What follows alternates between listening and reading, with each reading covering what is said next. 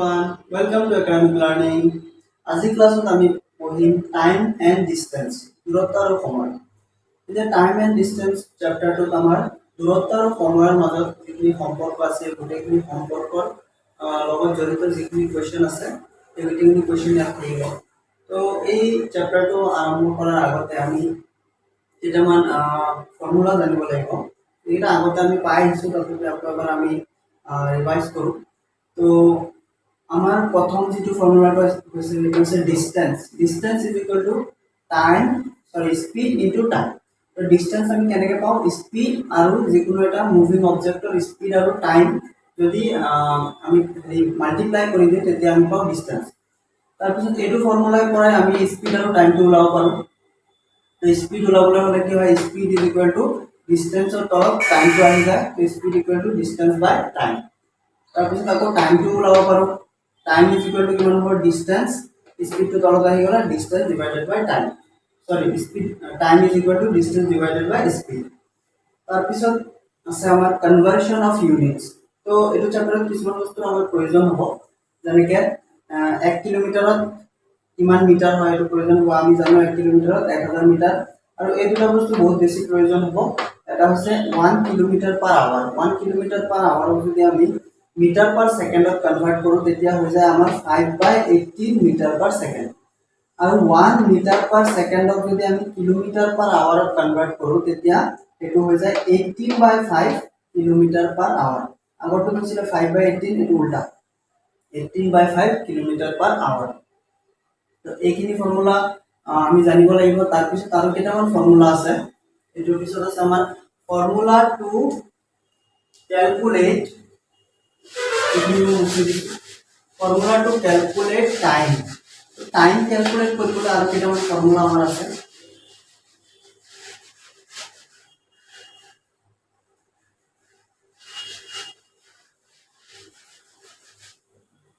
এতিয়া আমাৰ প্ৰথম ফৰ্মুলাটো হ'ল time taken by a train to cross A pole or A standing man. Suppose এটা ট্ৰেইন যদি গৈ আছে, ট্ৰেইনটো যদি এটা পোল, এটা খুঁটি বা ষ্টেণ্ডিং ৰৈ থকা মানুহ এজন ক্ৰছ কৰিব বিচাৰে, ক্ৰছ কৰিবলৈ কিমান সময় লাগিব? এতিয়া যিহেতু আমি জানো সময়ৰ যিটো ফৰ্মুলা আছে সেইটো হৈছে time is equal to distance divided by speed. এতিয়া ইয়াৰ ক্ষেত্ৰত কি হ'ব? আমাৰ টাইমটো আমি কেনেকৈ কেলকুলেট কৰিম? সাপোজ ইয়াতে ট্ৰেইনটো আছে, আমাৰ এইটো ট্ৰেইনটো গৈ আছে। তেতিয়া ইয়াতে যদি পোলটো থাকে বা এজন মানুহ থাকে তেতিয়া আমি কেনেকৈ কেলকুলেট কৰিম? ট্ৰেইনৰ যিটো ডিষ্টেন্স আছে সেইটো ধৰিম, আৰু যদি যিটো বস্তু ক্ৰছ কৰিব সেইটো বস্তুৰ যদি ডিষ্টেন্স থাকে তেতিয়া আমি ডিষ্টেন্সটো কেলকুলেট কৰিম, আৰু যদি নাথাকে তেতিয়া কেলকুলেট নকৰোঁ। এতিয়া এই মানুহজন বা ষ্টেণ্ডিং পোল এটাৰ ডিষ্টেন্স নেগলিজিবল হয়, তো এইটো আমি ধৰিব নালাগে। তো ইয়াতে খালি অকল আমি ট্ৰেইনৰ যিটো লেন্থ আছে সেই লেন্থটো ধৰিম। তো ডিষ্টেন্সটো লিখিম লেন্থ অফ দ্য ট্ৰেইন। আৰু যিহেতু আমাৰ ইয়াতে দিয়া আছে ষ্টেণ্ডিং পোল বা মেন, যিহেতু এইটো মানুহজন বা খুঁটিটো ৰৈ আছে, ষ্টেণ্ডিং হৈ আছে, এইটোৰ কোনো স্পীড নাই, সেইকাৰণে অকল আমি ইয়াত কি লিখিম? ট্ৰেইনৰ স্পীডটো লিখিম। তো স্পীড অফ ট্ৰেইন। এতিয়া যদি যিটো অবজেক্টৰ লগত কম্পেয়াৰ কৰা হৈ আছে সেই অবজেক্টৰ স্পীড থাকে তেতিয়া স্পীডটো যোগ বা বিয়োগ হ'ব। যোগ বা বিয়োগ ডিপেণ্ড কৰিব যিটো বস্তুৰ লগত কম্পেয়াৰ কৰা হৈ আছে সেইটোৰ ডাইৰেকশ্যনটো কি, কোনটো ফালে গতি কৰিছে, ট্ৰেইনৰ দিশত গতি কৰিছে, ট্ৰেইনৰ অপজিট দিশত গতি কৰিছে। আৰু এই বস্তুটো যিটোৰ লগত কম্পেয়াৰ কৰা হৈছে এইটো যদি লেন্থ থাকে তেতিয়া লেন্থটো এইটোৰ লগত এড হৈ যাব আমাৰ ট্ৰেইনৰ লেন্থৰ লগত। তো আৰু বাকী নেক্সট দুটা চালে আমি বুজি পাম। 2 নম্বৰটো চাওঁ এতিয়া।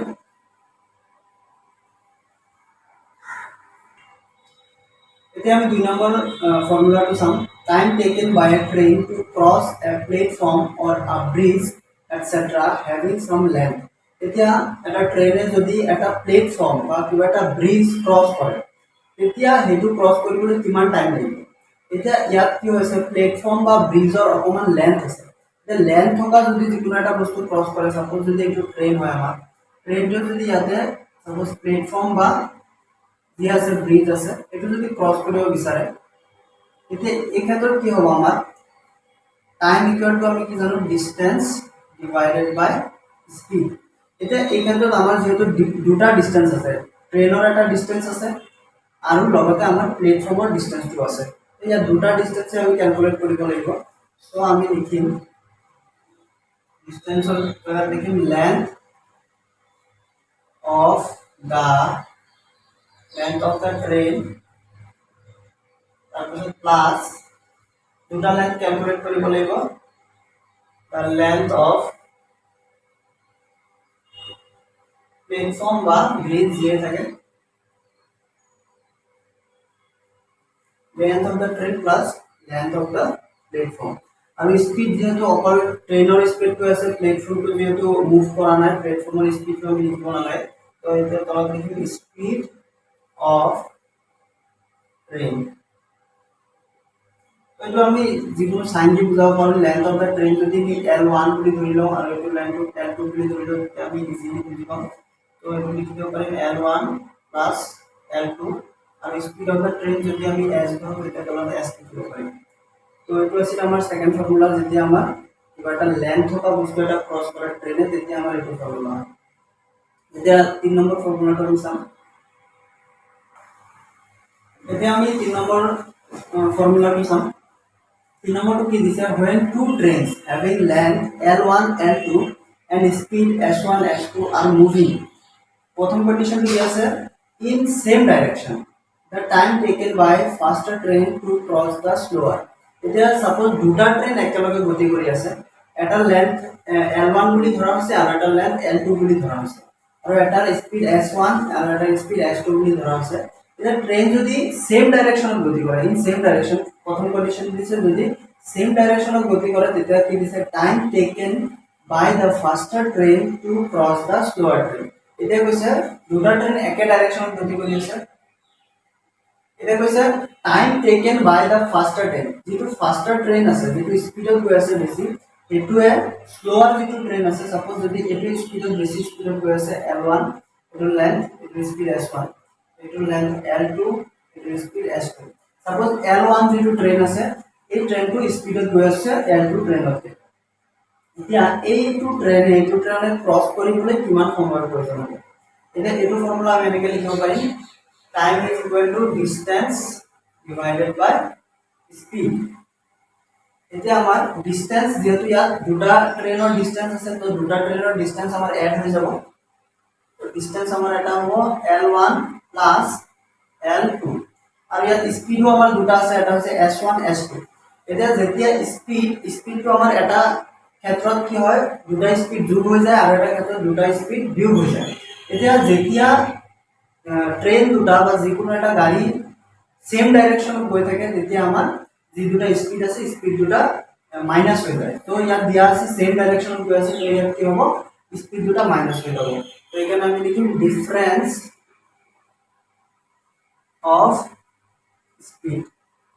বা আমি এটো লিখিব পাৰিম S1 - S2। তো তাৰপিছত 2 নম্বৰ কন্ডিশনটো যদি চাও, আমি 2 নম্বৰ কন্ডিশন যদি ট্রেন দুটা অপোজিট ডাইরেকশনত থাকে, in opposite direction, opposite direction যদি ট্রেন দুটা গতি কৰে, তেতিয়া কি হ'ব, সাপোজ এনেকৈ গৈ আছে, এটা এফালে গৈ আছে, এটা এফালে গৈ আছে। এতিয়া একেটাৰ লেন্থ L1, বাকিখিনি সেম, স্পিড S1, এটো L2 আৰু S2। তো এইটো ক্ষেত্ৰত কি হ'ব, আমাৰ ফৰ্মুলাটো আকৌ time is equal to distance divided by time, speed. তো ডিসটেন্সটো দুটাৰ স্পিড, দুটাৰ ডিসটেন্স সদায় লেন্থ দুটা যোগ হৈ যায়, লেন্থ যদি দুটাৰে লেন্থ থাকে তেতিয়া লেন্থ দুইটাই যোগ হৈ যায় L1 প্লাস L2, আৰু এবাৰ দুটাৰ যেটো আমাৰ ডাইৰেকশন আছে অপোজিট ডাইৰেকশন, অপোজিট ডাইৰেকশন থাকিলে কি হয়, আমাৰ দুটা স্পিড যোগ হৈ যায়। তো ইয়াত আমি লিখিম এডিশন অফ স্পিড বা S1 প্লাস S2 এনেকৈ লিখি লওঁ। তো এইখিনি আছিল আমাৰ ফৰ্মুলা। এতিয়া আমি কেইটামান এক্সাম্পল চাম, তেতিয়া আৰু ভালকে বুজি পাম। ফৰ্মুলা চোৱাৰ আগত আমি আৰু এটা কথা মেনশন কৰিব বিচাৰিছো, ইয়াতে যেটো আছে লেন্থ, মানে যেতিয়া সেম ডাইরেকশনত থাকে তেতিয়া লেন্থ দুটা যোগ হৈ যায়। লেন্থ মানে সেম ডাইরেকশনত থাকক অপোজিট ডাইরেকশনত থাকক, লেন্থ যদি থাকে দুইটা অবজেক্টৰে লেন্থ যোগ হৈ যায়। আৰু যদি সেম ডাইরেকশনত থাকে তেতিয়া স্পিড সেম ডাইরেকশনত থাকিলে স্পিড বিয়োগ হৈ যায়, ডিফারেন্স অফ স্পিড। এতিয়া ইয়াত বিয়োগ হওঁতে S1 - S2 হ'ব পাৰে বা S2 - S1 হ'ব পাৰে। কাৰণ ইয়াত ডিপেন্ড কৰিব কোনটো স্পীড বেছি কোনটো স্পীড কম এইটোৰ ওপৰত ডিপেন্ড কৰিব কোনটোৰ পৰা কোনটো মাইনাছ আৰু এড হোৱাৰ সময়তো আমি s1 s2 লিখো বা s2 s1 লিখো একেই হ'ব তো সেইকাৰণে আমি এইটো ডাইৰেক্ট লিখি দিছো s1 s2 আৰু ইয়াত সেইকাৰণে লিখিছো ডিফাৰেন্স অফ স্পীড এইটো কোনটোৰ পৰা কোনটো ব্লু হয় এইটো কোৱেশ্চন চাই আমি গম পাম তো এইখিনি আছিল আমাৰ ফৰ্মুলা নেক্সট কেইটামান এক্সাম্পল লৈ যাওঁ এতিয়া আমি প্ৰথম কোৱেশ্চনটো চাওঁ আমাৰ how long does a train 120 meter long running at the rate of 36 kilometer per hour takes to cross a bridge of 144 meter long. এতিয়া আমাৰ কি দিয়া আছে ইয়াতে এটা কৈছে how long does a train of 120 meter long এটা train আছে যেটো লেন্থটো দিয়া আছে আমাৰ 120 মিটাৰ এতিয়া মই জাস্ট ট্ৰেইনটো এটো ধৰি ললো ট্ৰেইন তো এটো 120 মিটাৰ লং বুলি এটো দিয়া আছে ট্ৰেইনৰ লেন্থটো 120 মিটাৰ লং তাৰপিছত কিমান স্পীডত ট্ৰেইনটো গৈ আছে running at the rate of 36 kilometre per hour তো ট্ৰেইনটোৰ যেটো স্পীড আছে এটো আমাৰ কি এটো আছে লেন্থটো আমাৰ এটো স্পীডটো দিয়া আছে 36 কিলোমিটাৰ পাৰ আৱাৰ তাৰপিছত লগতে কি দিয়া আছে takes to cross a bridge of 140 metre long এতিয়া এটা ব্ৰিজ আছে যেটো নেকি ক্ৰছ কৰিবলৈ ব্ৰিজটোৰ লেন্থটো আমাৰ দিয়া আছে সপোজ এটো ব্ৰিজটোৰ লেন্থটো দিয়া আছে 144 মিটাৰ এটো লেন্থ দিয়া আছে কৈছে এই ব্ৰিজটো ক্ৰছ কৰিবলৈ কিমান সময়ৰ প্ৰয়োজন হ'ব তো আমি time is equal two what ওলাব লাগে তো এতিয়া আমি কি কৰিম আগৰ ফৰ্মুলাটো লৈ চাওঁ time is equal two distance divided by speed distance divided by speed তো distance আমাৰ ইয়াতে দুটা ডিসটেন্স আছে এটা ট্ৰেইনৰ ডিসটেন্স এটা হৈছে আমাৰ প্লেটফৰ্মৰ ডিসটেন্স তো দুটা ডিসটেন্স আমাৰ কি হ'ব এড হৈ যাব 120 প্লাস 144 তো দুটা ডিসটেন্স আমাৰ এড হৈ যাব আৰু স্পীডটো ইয়াত অকল আমাৰ কি আছে ট্ৰেইনৰ স্পীডটো আছে তো অনলি ট্ৰেইনৰ স্পীডটো আমি ক্যালকুলেট কৰিম প্লেটফৰ্মৰ কোনো স্পীড আমাৰ ইয়াত নাই সো 36 কিলোমিটার পার আওয়ার তো ইয়াত আমার আছে 120 মিটার আর 144 মিটার তো লগত আমি মিটার লিখিছো তো এই দুটা যদি আমি যোগ কৰো 120 আর 144 আমার কিমান হ'ব 120 to 64 এটো হল আমার আর এইটো আমার মিটারত আছে তো এইটো আছে আমার কিলোমিটারত তো কিলোমিটারটো আমি এবাৰ মিটাৰলৈ কনভাৰ্ট কৰি লব লাগিব তো কিলোমিটাৰ পাৰ আওয়াৰটো আমি মিটাৰলৈ কনভাৰ্ট কৰিলে আমাৰ কি হ'ব 36 আমি আগতে পাইছিলো যে 1 kilometre per hour is equal 5/18 metre per second তো ইয়াত আছে 36 কিলোমিটার পার আওয়ার তো এটো আমাৰ কি হ'ব এটো লগত 5/18 মিটাৰ 5/18 মিটাৰ পাৰ সেকেন্ড হৈ যাব 5/18 পূৰণ হ'লে তো এতিয়া আমাৰ কি হ'ব এই 18 টু দি 36 টু কাটি দিব পাৰি 18 টু 36 এটা কি হ'ব তলত আমাৰ হৈ যাব ওপৰত আমাৰ 264 তলত হৈ যাব 2 5 গুণে 2 আৰু 5 পূৰণ কৰিলে হৈ যাব আমাৰ 10 তো 10 ৰ লগত এইটো হৰণ কৰিলে আমাৰ কিমান হ'ব এটা ঘৰৰ লগত দশমিক আহি যাব এটা ঘৰৰ লগত দশমিক আহিলে আমাৰ হ'ব 26.4 সেকেন্ড তো আমাৰ আনসাৰটো হ'ব টাইম আমাৰ প্ৰয়োজন হ'ব ব্ৰিজটো ক্ৰছ কৰিবলৈ 26.4 সেকেন্ড তো এইটো অকমান মন কৰিব যে ইয়াত মিটাৰত আছে কাৰণে কিলোমিটাৰ পাৰ আৱাৰটো আমি মিটাৰ পাৰ সেকেন্ডলৈ কনভাৰ্ট কৰি লৈছো তো এটো যদি আমাৰ মিটাৰত নাথাকি কিলোমিটাৰত থাকিলে তেতিয়া কনভাৰ্ট কৰিবলৈ প্ৰয়োজন নাছিলে তো এটো যদি মিটাৰত থাকে এটো আমি মিটাৰত কনভাৰ্ট কৰিব পাৰিম তো এটো হৈছে আমাৰ আনসাৰ 26.4 সেকেন্ড তো নেক্সট কোৱেশ্চনটো আমি চাম এতিয়া আমি 2 নম্বৰ কোৱেশ্চনটো চাওঁ A train runs at the speed of 72 km per hour and crosses a 250 meter long platform in 26 seconds. What is the length of the train? এতিয়া আমাক কি কৈছে যে এটা ট্ৰেইন আছে যিটোৰ স্পীডটো দিয়া আছে 72 কিলোমিটাৰ পাৰ আৱাৰ আৰু কি দিয়া আছে and crosses a 250 metre long platform এটা প্লেটফৰ্ম যিটো লেন্থটো দিয়া আছে দৈৰ্ঘ্যটো দিয়া আছে 250 মিটাৰ লং আৰু সেই প্লেটফৰ্মটো ক্ৰস কৰিবলৈ ট্ৰেইনটো সময় লাগে 26 সেকেন্ড এটা কৈছে যে what is the length of the train ট্ৰেইনৰ লেন্থটো কিমান এটা আমি সাপোজ এইটো ট্ৰেইন বুলি ধৰি ললো এইটো ট্ৰেইন তো ট্ৰেইনৰ আমাৰ স্পীডটো দিয়া আছে তো স্পীডটো আমি কিমান দিয়া আছে 72 কিলোমিটাৰ পাৰ আৱাৰ লগতে আমাৰ কি দিয়া আছে এটা হেৰি দিয়া আছে প্লেটফৰ্মটোৰ লেন্থ দিয়া আছে আমাৰ কিমান 250 মিটাৰ এতিয়া আৰু লগতে কি দিয়া আছে প্লেটফৰ্মটো ক্ৰছ কৰিবলৈ ট্ৰেইনটো সময় লাগে 26 সেকেন্ড এবাৰ টাইমটো দিয়া আছে টাইমটো লাগে আমাৰ 26 সেকেন্ড এতিয়া আমাক সুধিছে যে what is the length of the train ট্ৰেইনৰ লেন্থ মানে ডিসটেন্স ওলাব লাগে ডিসটেন্সটো আমাৰ কিমান সেইটো আমি ওলাব লাগে এতিয়া এইটো আগৰ ফৰ্মুলা মতে আমি কৰি দিলে ওলাই যাব তো আমি আগৰ ফৰ্মুলা যেটো লিখিছিলো যে time is equal to distance divided by speed তো ইয়াতে আমাৰ ডিসটেন্স দুটা ডিসটেন্স আছে এটা হৈছে আমাৰ ট্ৰেইনৰ ডিসটেন্স যেটো আমি ওলাব লাগে আৰু দুই নম্বৰটো হৈছে আমাৰ প্লেটফৰ্মৰ ডিসটেন্স তো দুটা ডিসটেন্স থাকিলে ডিসটেন্স দুইটাই এড হৈ যাব এতিয়া ডিসটেন্স দুইটা এড হৈ গলে এটা ডিসটেন্স আমাৰ ট্ৰেইনৰ ডিসটেন্সটো আমি d বুলি ধৰিলো আৰু এইটো ডিসটেন্স যেটো প্লেটফৰ্মৰ ডিসটেন্স এটা আমি 250 জানো যেটো দিয়া আছে আৰু স্পিডটো আমাৰ কি দিয়া আছে 72 কিলোমিটাৰ পাৰ আওয়াৰ এটো দিয়া আছে আৰু এই t মানটো কি দিয়া আছে t মানটো দিয়া আছে 26 সেকেন্ড এতিয়া আমাৰ ওলাব লাগে এই d মান মানে ট্ৰেইনৰ যেটো ডিসটেন্স আছে বা লেন্থ আছে এটো ওলাব এতিয়া আমি কি কৰিম 26 এফালে আমি d প্লাস 250 লিখিলো 250 টো আমাৰ মিটাৰত আছে তো ব্ৰ্যাকেটত আমি মিটাৰটো লিখি দিব পাৰো তো মিটাৰটো লিখি দিলে আমাৰ কি হ'ব এই যেটো 72 কিলোমিটাৰ পাৰ আওয়াৰ আছে এটো আমি কনভাৰ্ট কৰি মিটাৰলৈ কনভাৰ্ট কৰিব লাগিব 72 লগত আমি কি পূৰণ কৰিম 5/18 এটো পূৰণ কৰিলে আমাৰ কি হ'ব মিটাৰ পাৰ সেকেন্ডলৈ কনভাৰ্ট হৈ যাব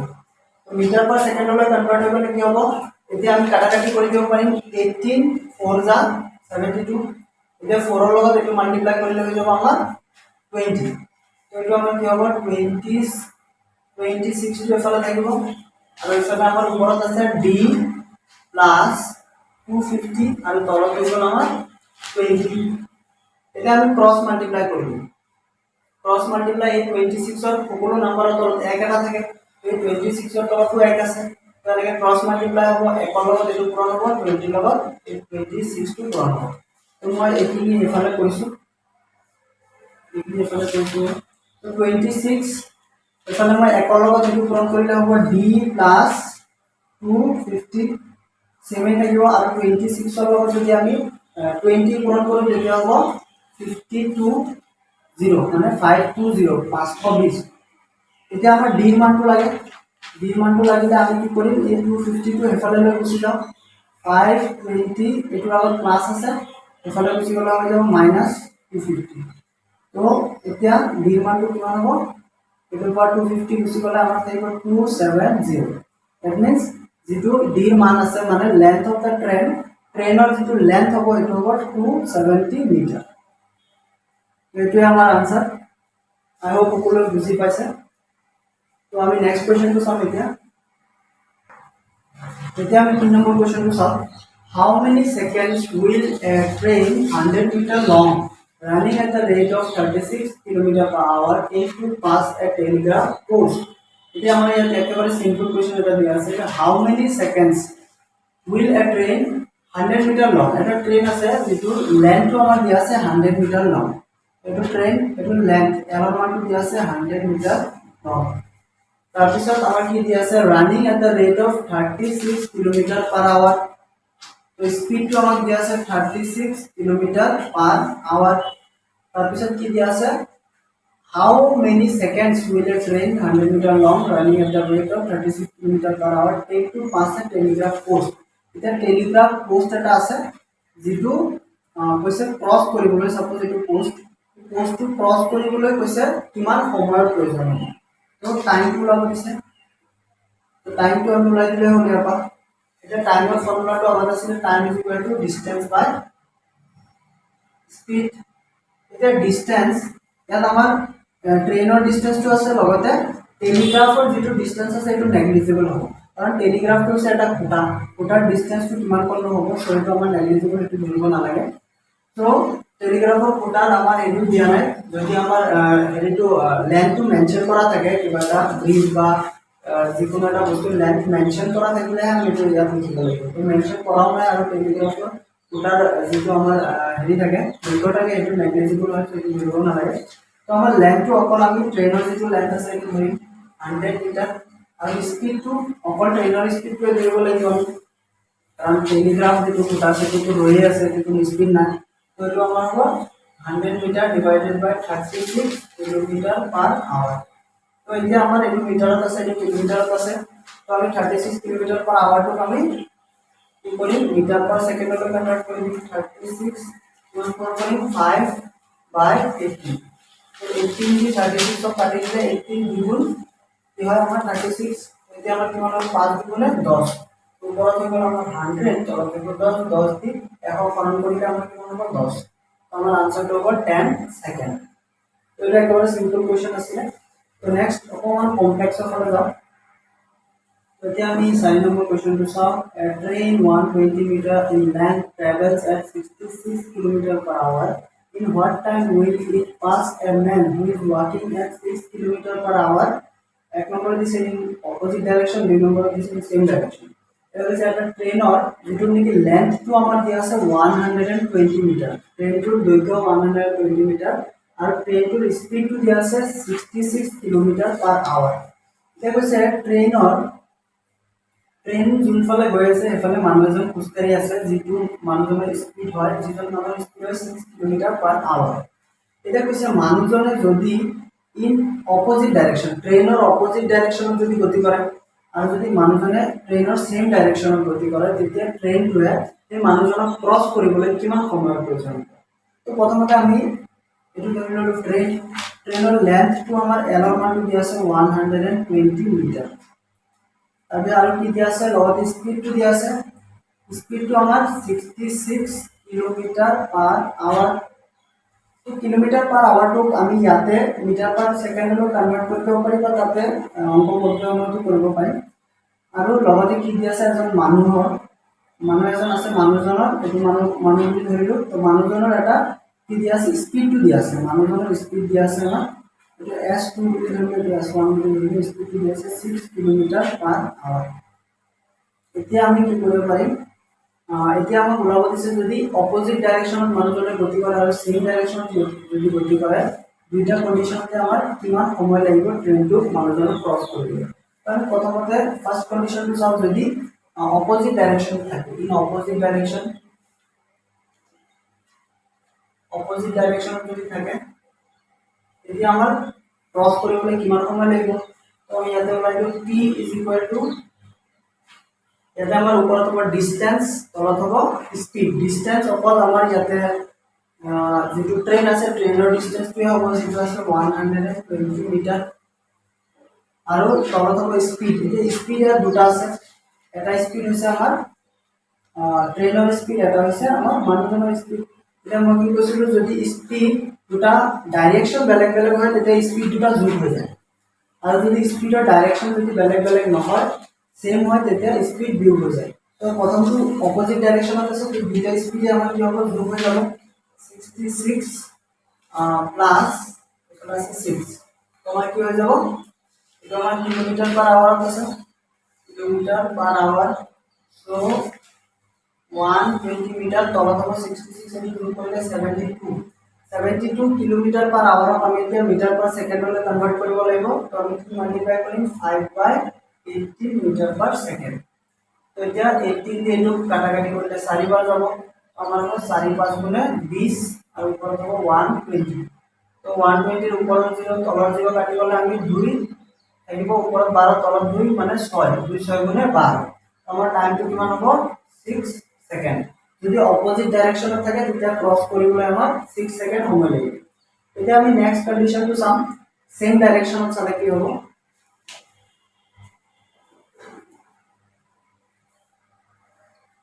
এতিয়া আমাৰ 2 নম্বৰ কণ্ডিশ্যনটো আমি চাওঁ, সেম ডাইৰেকশ্যনত যদি থাকে তেতিয়া কি হ'ব, সেম ডাইৰেকশ্যন। যদি মানুহজন আৰু ট্ৰেইন একেটা ডাইৰেকশ্যনতে গতি কৰে তেতিয়া কি হ'ব, টাইম ইজ ইকুৱেল, ডিষ্টেন্সটো এটাই থাকিব 120 মিটাৰ, আৰু এবাৰ কি হ'ব, স্পীডটো মাইনাছ হৈ যাব, that is 66 minus 6 kilometre per hour. Kilometre per আৱাৰটোক আমি কি কৰিম, 120 মিটাৰ, এইটোক আকৌ আমি লাগিব 60, এইটোক আমি মিটাৰ পাৰ ছেকেণ্ডলৈ কনভাৰ্ট কৰিলে কি হ'ব, 5/18। তো এইটো আমাৰ বাকিখিনি ক্যালকুলেশন ইফালে কৰিলোঁ 120, এইটো আমি যদি 6 দি কাটো, 6 3 গুণে 18, 6 10 গুণে 30 তো এতিয়া আমাৰ কি হ'ব ইয়াত কেনেকা হৈ আছে 5 multiplied by 5/3 এটো হৈ আছে তো এতিয়া আমি কি হ'ব এই ফ্ৰেকশনৰ তলত যদি ফ্ৰেকশন থাকে তলৰ ফ্ৰেকশনৰ যদি তলৰ নাম্বাৰ আছে এটো যদি আমি ওপৰত লৈ যাও তেতিয়া ওপৰৰটো লগত এটো পূৰণ হৈ যায় 120 এটো তলৰ ফ্ৰেকশনটো তলৰ সংখ্যাটো ওপৰত দিলে কি হৈ যাব পূৰণ পূৰণ হৈ আছে যেহেতু এটো ওপৰত দিলে পূৰণ হৈ যাব আৰু তলত থাকিব 10 multiplied by 5 এতিয়া আমি কি কৰিব পাৰো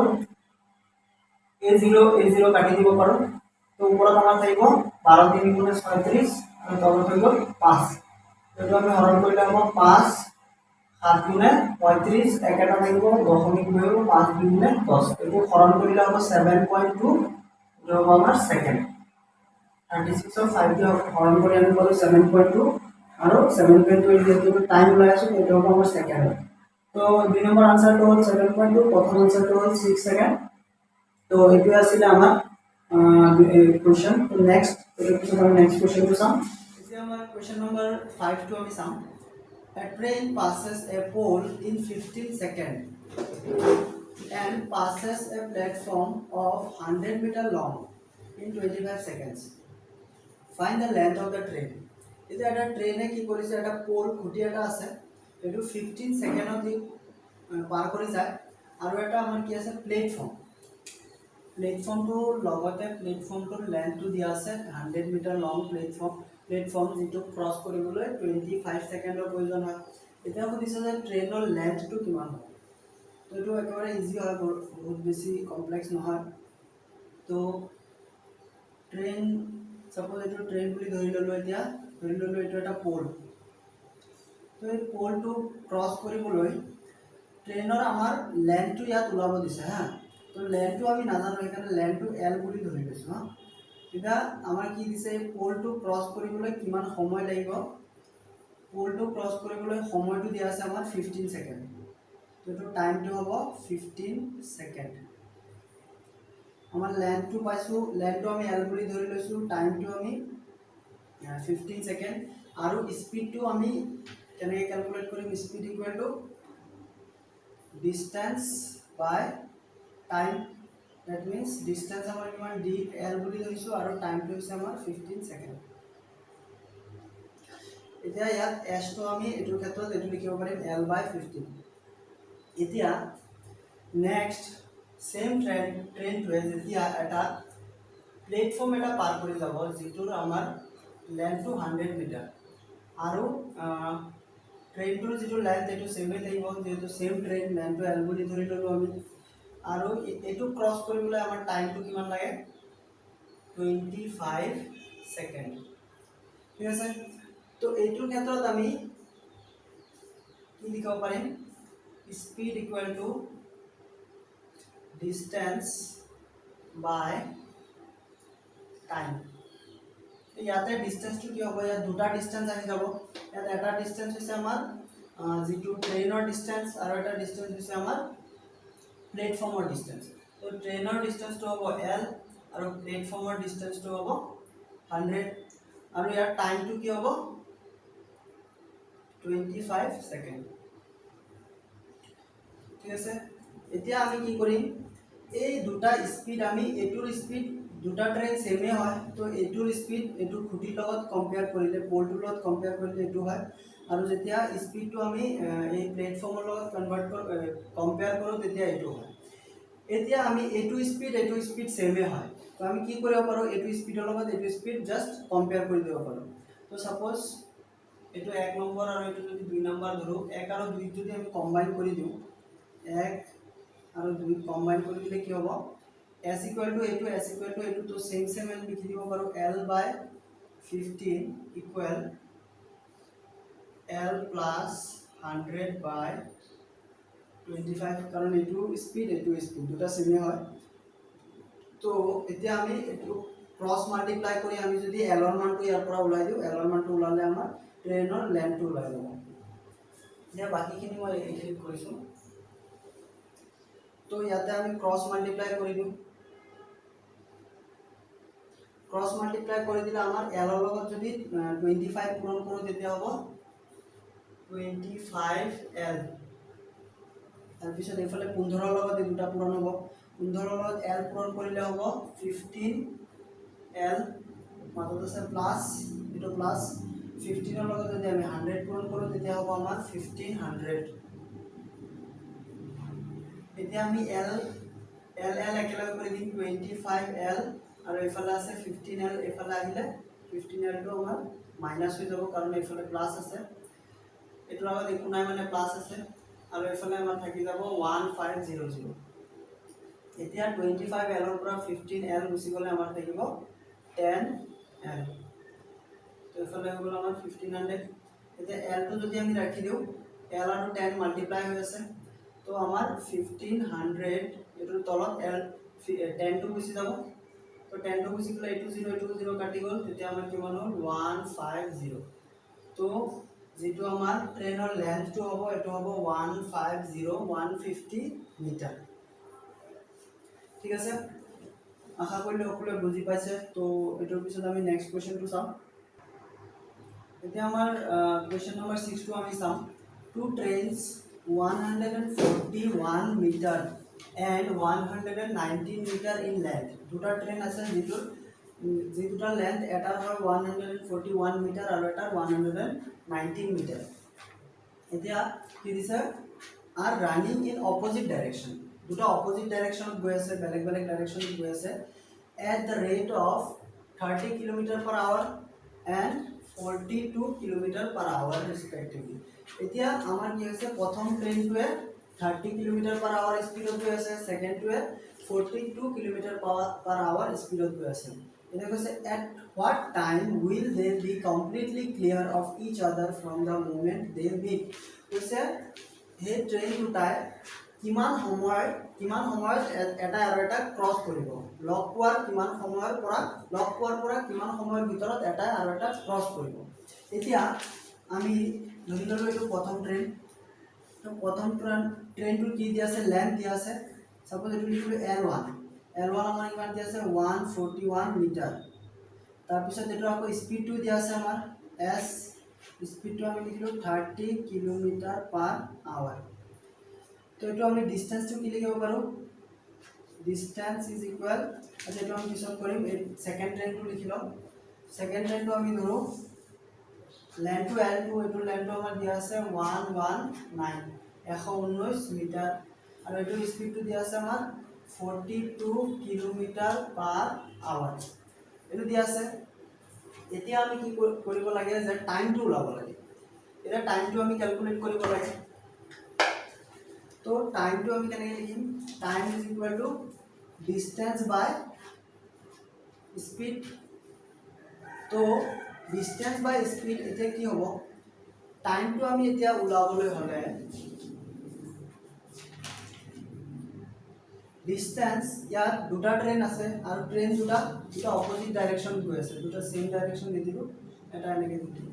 তো দুটা অপোজিট ডাইরেকশনত গৈ আছে তো অপোজিট ডাইরেকশনত গৈ আছে আৰু দুটাৰে নিজৰ নিজৰ লেন্থ আছে এইটো ট্ৰেইনৰ নিজৰ লেন্থ আছে এইটো ট্ৰেইনৰ নিজৰ লেন্থ আছে তো লেন্থ যদি দুটা লেন্থ থাকে তেতিয়া লেন্থ সদায় যোগ হৈ যায় তো আমাৰ দুটা লেন্থে যোগ হৈ যাব 141 প্লাস 119 লেন্থ দুটা যোগ হৈ যাব এই দুটা মিটাৰত আছে সো ব্ৰ্যাকেটত মিটাৰ দি দিলো ব্ৰ্যাকেট দি তাৰ পিছত দুটাৰে স্পিড আছে আৰু স্পিড আমাৰ ইয়াত কি হ'ব যোগ হ'ব নে বিয়োগ হ'ব এটো আমি চাম ডাইরেকশন চাইহে গম পাম যোগ হ'ব নে বিয়োগ হ'ব তো দুটা ট্ৰেইনৰ ডাইৰেকশন বেলেগ বেলেগ যদি ডাইৰেকশন বেলেগ বেলেগ থাকে তেতিয়া স্পিড দুইটাৰে স্পিড যোগ হৈ যাব তো এটোৰ স্পিড আমাৰ আছে 30 আৰু এটোৰ আমাৰ কিমান আছে 42 তো দুটা যোগ হৈ যাব আৰু লগত আছে কিলোমিটাৰ পাৰ আৱাৰ তো এটো যোগ কৰাৰ পিছত বাকিখিনি মই এখিনি কৰি আছো এতিয়া আমি কি পাম 141 আৰু 119 যোগ কৰিলে হ'ব 160 ইয়াত হৈ গ'ল আমাৰ 260 মিটাৰ আৰু এই দুটা যোগ কৰিলে হ'ব 72 কিলোমিটাৰ পাৰ আৱাৰ তো 72 কিলোমিটাৰ পাৰ আৱাৰটো এতিয়া আমি কি কৰিব লাগিব মিটাৰলৈ কনভাৰ্ট কৰিব লাগিব তো মিটাৰলৈ কনভাৰ্ট কৰিলে কি হ'ব 260 তলত হ'ব 72 মাল্টিপ্লাইড বাই 5/18 তো এতিয়া আমি এই তলৰ 18 দি ওপৰৰ 72 কৰি হৰণ কৰো তেতিয়া 4 বাৰ যাব এতিয়া আমাৰ কিমান হ'ব 260 ডিভাইডেড বাই 5 4 গুণে 20 তো এতিয়া আমি এইটো 0 কাটি দিলে এতিয়া 2 দি যদি 26 ওপৰত থাকিব তলত 2 থাকিব তো 2 দি 26 হৰণ কৰিলে আমাৰ কিমান হ'ব 13 তো আমাৰ আনসাৰটো হ'ব 13 সেকেন্ড তো এইটো আমাৰ আনসাৰ আমাৰ ইয়াত দুটা লাইন দিয়া আছে কিন্তু দুটা লাইনতে যোগ হৈছে আৰু অপোজিট ডাইৰেকশনত আছে কাৰণে অপোজিট স্পিড দুইটাই যোগ হৈছে তো আমি ক্যালকুলেট কৰি লাষ্টৰ উত্তৰ যেটো ওলাইছে সেইটো হৈছে 13 সেকেন্ড তো নেক্সট কোৱেশ্চনটো চাও এতিয়া আমি 7 নম্বৰ কোৱেশ্চনটো চাও আমাৰ two trains at the same length যে দুটা ট্ৰেন আছে ট্ৰেন দুটাৰ লেন্থ সেম হয়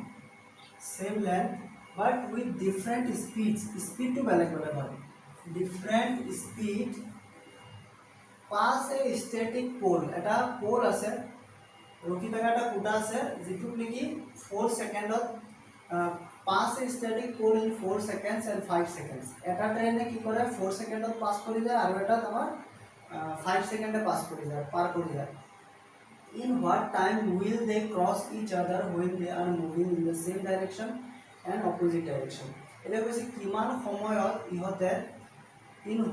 what time will they cross each other কৈছে এটা ট্রেনে আৰু এটা ট্ৰেনত কিমান সময়ত ক্ৰস কৰিব যদি ট্ৰেন দুটা সেম ডাইৰেকশনত গৈ থাকে আৰু যদি অপোজিট ডাইৰেকশনত গৈ থাকে দুটা কন্ডিশনতে আমি কৰিব লাগিব এতিয়া প্ৰথমতে আমি চাও ট্ৰেন দুটা আমি আঁকি লও ধৰি ললো এটো ট্ৰেন তো ট্ৰেনৰ প্ৰথমটো আমাৰ কি দিছে two trains at the same লেন্থটো আমি এল বুলি ধৰি ললো তাৰ পিছত কি দিয়া আছে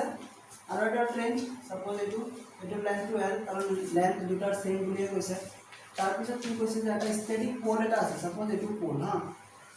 এটো এটা পোল সাপোজ এই পোলটো পাৰ কৰি যাবলৈ এটা ট্ৰেনৰ প্ৰথম ট্ৰেনৰ কিমান সময় লাগে 4 সেকেন্ড ইয়াৰ টাইম লাগে 4 সেকেন্ড এটো ট্ৰেনৰ সময় লাগে 4 সেকেন্ড আৰু এটো ট্ৰেনৰ সময় কিমান লাগে 5 সেকেন্ড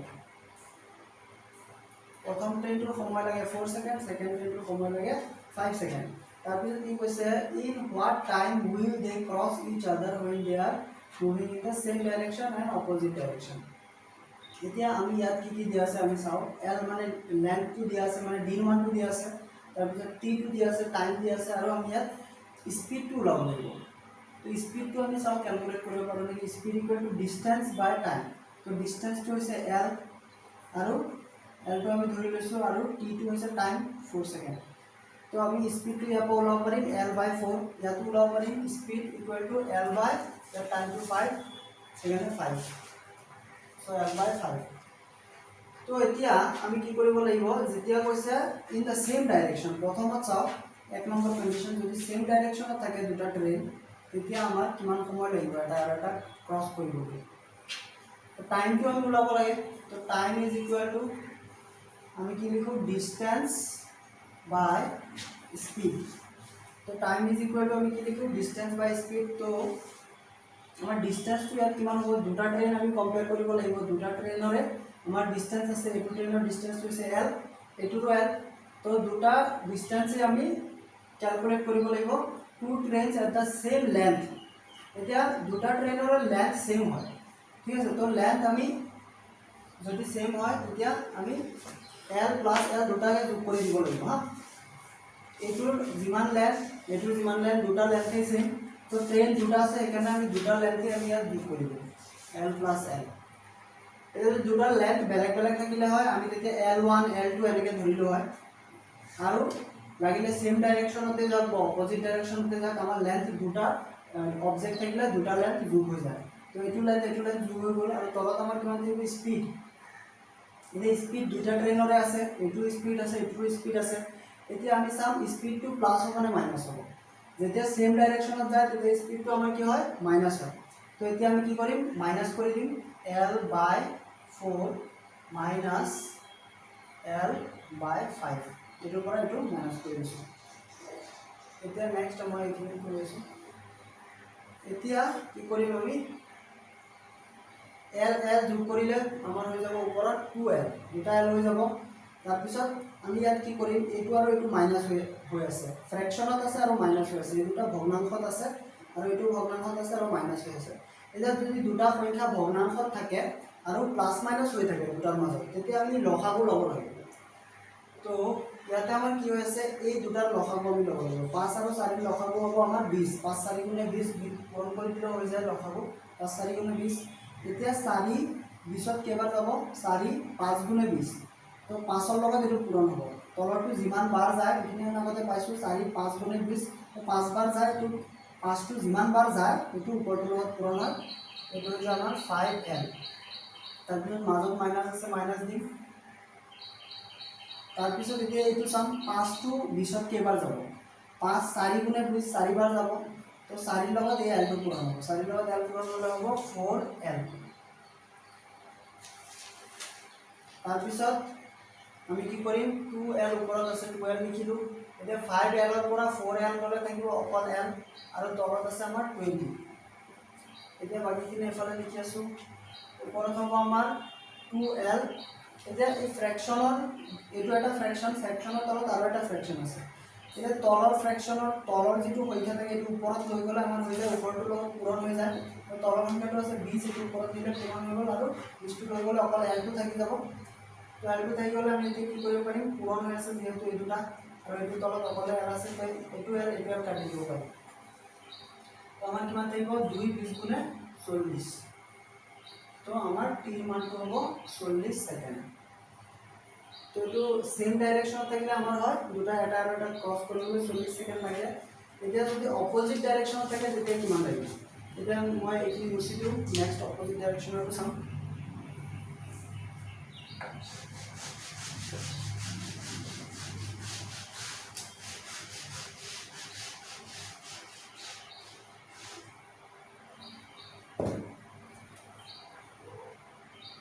এতিয়া এবাৰ এইটোকে আমি কনসিডাৰ কৰোঁ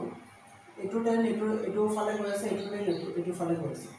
এতিয়া ইয়াৰ পৰা আমি যদি কনসিডাৰ কৰোঁ অপজিট ডাইৰেকশ্যনত 2 নম্বৰ কেছটো যদি আমি কনসিডাৰ কৰোঁ অপজিট ডাইৰেকশ্যন যদি কনসিডাৰ কৰোঁ তেতিয়া আমাৰ কি হ'ব এতিয়া এই ক্ষেত্ৰত আমাৰ এইখিনিতো সেমে থাকিব অপজিট ডাইৰেকশ্যনত গ'লেও স্পীডৰ মানটো সেমে থাকিব এইটো স্পীডৰ মানটো সেমে থাকিব এতিয়া এইবাৰ আমি কি কৰিম টিৰ মানটো ক্যালকুলেট কৰোঁতে ডিস্টেন্স বাই স্পীড এইটো সেমে হ'ব এবাৰ খালি আমাৰ কি হ'ব ডিস্টেন্সটো যোগ হ'বই দুটাৰ ডিস্টেন্স l + l দুটাৰ যোগ হ'বই l + l ডিস্টেন্স দুটাৰে আছে দুটাৰে যোগ হ'ব এতিয়া এবাৰ কি হ'ব যেহেতু আমাৰ ট্ৰেইনৰ ডাইৰেকশ্যনটো বেলেগ হৈ যাব ডাইৰেকশ্যনটো কি হ'ব অপজিট হৈ যাব অপজিট হৈ গ'লে আমাৰ কি হ'ব স্পীড দুটা যোগ হৈ যাব আমাৰ কি আছিলে স্পীড এটা আছিলে l/4 আৰু এটা আছিলে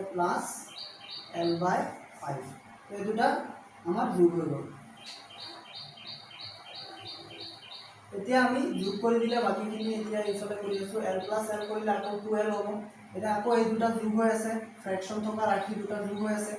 তো ভগ্নাংশত থকা ৰাশি যোগ হৈ থাকিলে আমি ল'ব লাগিব লসাগু 4 আৰু 5ৰ লসাগু হ'ব আমাৰ 20 4 5 গুণে 20 এতিয়া 4 5ত কেইবাৰ যাব 4 5 গুণ তো 5ৰ লগত যিমান গুণ যায় সেইটো ওপৰটোৰ লগত পূৰণ হ'ব 5l প্লাছ আৰু 5টো 20ত 4 বাৰ যাব 4 5 4 গুণে 20 তো যিমান বাৰ যায় এইটো ওপৰটোৰ লগত পূৰণ হ'ব 4 বাৰ গ'লে 4 * l কৰিলে 4l এতিয়া কিমান হ'ল আমাৰ 2l তলত হৈ গ'ল 4l আৰু 5l যোগ কৰিলে হৈ গ'ল আমাৰ 9l আৰু ইফালে হৈ গ'ল 20 এতিয়া এই 20টো যদি আমি এইখিনি এফালে লিখি আছোঁ এই 20টো যদি আমি ওপৰত লৈ যাওঁ পূৰণ হৈ যাব 2l into 20টো ওপৰত গ'লে পূৰণ হৈ গ'ল তলত থাকি গ'ল আমাৰ 9l এতিয়া যদি আমি এইটো l কাটি দিব পাৰিম এইটো l কাটি দিলে আমাৰ থাকিব ওপৰত 20 2 গুণে 40 তলত থাকিব 9 এতিয়া 9 দি যদি এইটোক আমি হৰণ কৰোঁ 9 4 গুণে 36 হ'লে আৰু 4 থাকি যাব তো 9 ভাগৰ 4 ভাগ থাকি যাব তো আমাৰ এইটো আমাৰ কিমান লাগিব 4/9 ছেকেণ্ড তো আমাৰ এইটো আনসাৰটো হ'ব 4/9 ছেকেণ্ড তো এইটোৱে আমাৰ কৰিবলগীয়া আছিলে তো নেক্সট আমি আৰু এটা কুৱেশ্যন আছে শেষৰ কুৱেশ্যনটো কৰিম এতিয়া আজিৰ শেষৰ কুৱেশ্যনটো আজি আমি চাওঁ A man walking at the rate of 5 km/h crosses a bridge in 15 minutes. What will be the length of the bridge in meters? এতিয়া কৈছে আমাৰ এজন মানুহ একেবাৰে সিম্পল কুৱেশ্যন এইটো ইমান টান নহয় এ মেন ৱাকিং at the rate of 5 kilometre per hour এতিয়া মানুহ এজনে খোজকাঢ়ি আছে খোজকাঢ়াৰ স্পীডটো দিয়া আছে এইটো সাপোজ এইটো মানুহ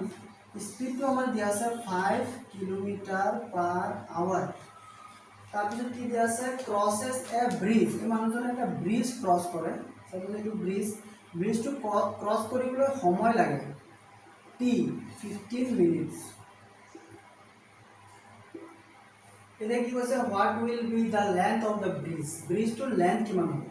তো লেন্থ টু দ্যাট মিন্স আমি এইটোৰ ডিষ্টেন্সটো ক্যালকুলেট কৰিব লাগে ডি টো আমি ক্যালকুলেট কৰিব লাগে এতিয়া আমাক এইটো মিটাৰত ক্যালকুলেট কৰিব দিছে এতিয়া আমি জানো যে distance equal to speed into time এতিয়া আমাৰ স্পীডটো কিমান দিয়া আছে 5 kilometre per hour 5 kilometre per hour আৰু টাইমটো দিয়া আছে 15 মিনিটস